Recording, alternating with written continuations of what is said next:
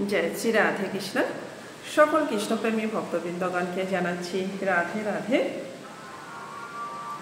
आज 27 चैत्र 10 एप्रिल बृहस्पतिवार प्रतिदिনের মতো আজও বসে পড়লাম পাঠ করতে। আজ আমি আমাদের পরম ধর্মগ্রন্থ শ্রীমদ্ ভাগবত গীতা পাঠ করব। সকল কৃষ্ণপ্রেমীগণ এই ভগবত গীতা অবশ্যই শ্রবণ করুন।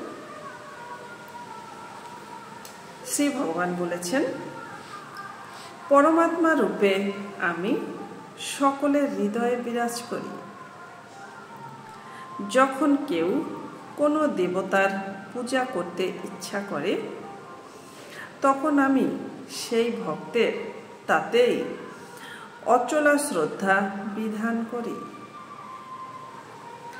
যাতে সেই বিশেষ দেবতার সেবায় সে একনিষ্ঠ হয়।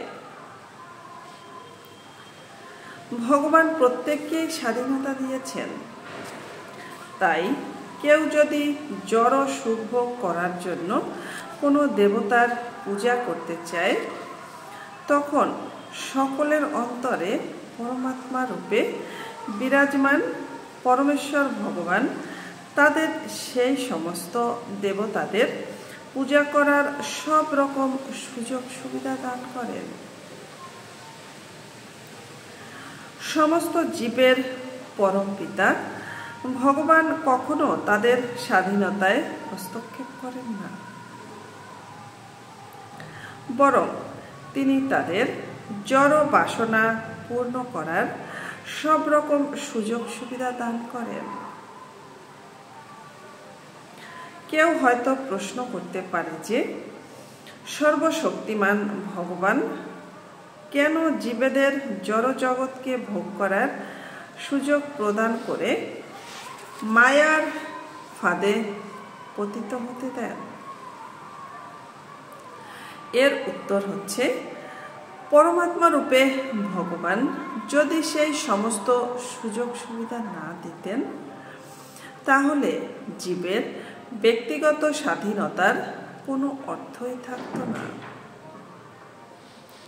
তাই তিনি প্রতিটি জীবকে তাদেরই ইচ্ছানুরূপ আচরণ করার পূর্ণ স্বাধীনতা দিয়েছেন। কিন্তু তার পরম নির্দেশ আমরা ভগবত গীতাতে পাই। সবকিছু পরিত্যাগ করে তার শরণাগত হতে হবে। মানুষ যদি তা করে তাহলেই সে সুখী হতে পারে। জীবাত্মা ও দেবতা উভয়েই পরমেশ্বর ভগবানের ইচ্ছার অধীন। তাই জীব নিজের ইচ্ছায় দেবদেবীর পূজা করতে পারে না এবং দেবদেবীরাও ভগবানের ইচ্ছা ব্যতীত বরদান করতে পারেন না।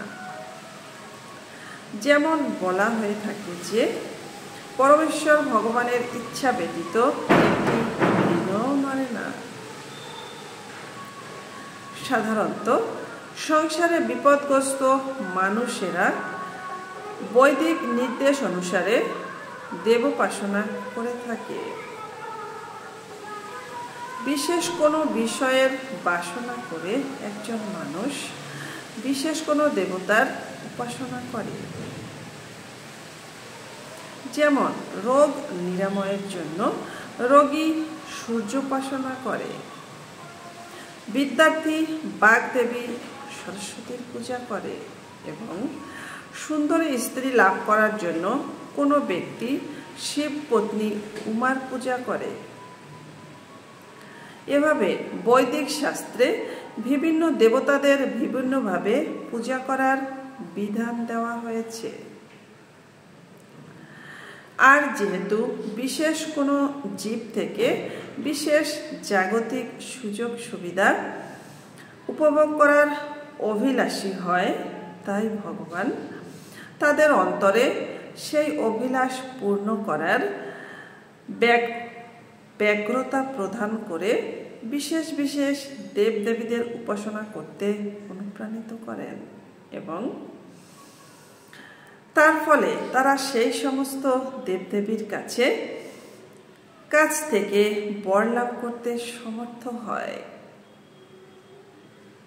বিশেষ কোনো দেবদেবীর প্রতি জীবের যে অনুরাগ জন্মায় তা ভগবানেরই দ্বারা নির্দিষ্ট হয়।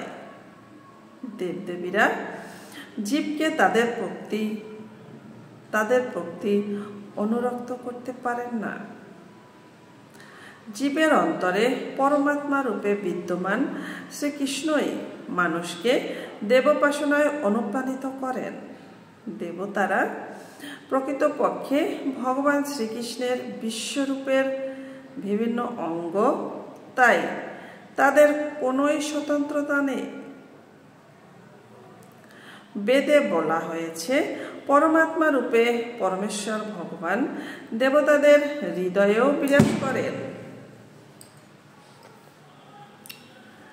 তাই তিনি বিভিন্ন দেবদেবীর মাধ্যমে জীবের প্রার্থনা পূরণ করেন। দেবতা ও জীবাত্মা উভয়েই ভগবানের ইচ্ছার অধীন, কেউই স্বাধীন নয়। আজ এটুকুই। রাধে রাধে।